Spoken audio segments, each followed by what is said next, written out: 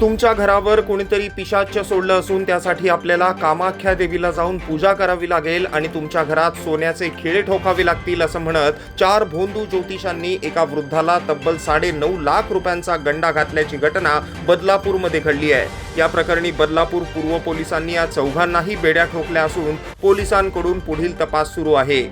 चंद्रकांत चिले असे या प्रकरणातील फसवणूक झालेल्या वृद्धाचं नाव असून ते मुंबईला वास्तव्याला आहेत। एका कार्यक्रमासाठी ते बदलापूरला आले असताना 4 भोंदू ज्योतिषांनी त्यांना गाठलं आणि आपल्या जाळ्यात ओढलं। तुमच्या घरावर कोणीतरी पिशाच्य सोडलंय, तुमच्या घरात नुकताच एका व्यक्तीचा मृत्यू झाला असून लवकरच दुसऱ्या व्यक्तीचाही मृत्यू होणार आहे अशी भीती त्यांनी चिले यांना दाखवली।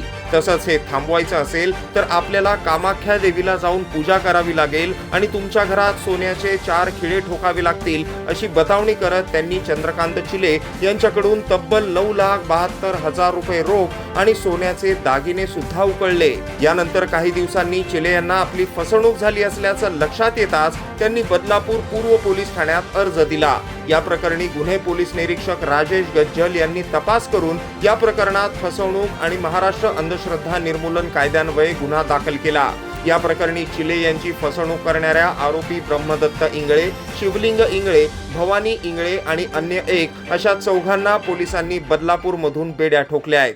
बदलापूर पूर्व पोलीस ठाण्यामध्ये एक तक्रारी अर्ज प्राप्त झाला होता एक ज्येष्ठ नागरिकांचा की त्यांना एक ज्योतिषी म्हणून काही लोक त्यांना भेटले आणि त्यांनी त्यांना सांगितलं की तुमच्या घरावर जे आहे ते खूप मोठं संकट आहे, पिशाच्य सोडले, तुमचे घरावर करणी केलेली कोणीतरी आणि कामाख्याला जाऊन आपल्याला पूजा करावी लागेल आणि वेळ पडली तर आपल्याला तुमच्या घराच्या शांततेसाठी सोन्याचे खिळे 4 खिळे देखील ठोकावे लागेल अशा पद्धतीने सांगून त्यांच्याकडून वेळोवेळी पैसे जे आहेत जवळपास 9,78,100 रुपयाचे रोख रक्कम प्लस त्यात सोन्याचे काही दागिने आहेत असं त्यांनी ज्योतिष म्हणून जे लोक आलते त्यांनी फिर्यादीकडून घेतले होते।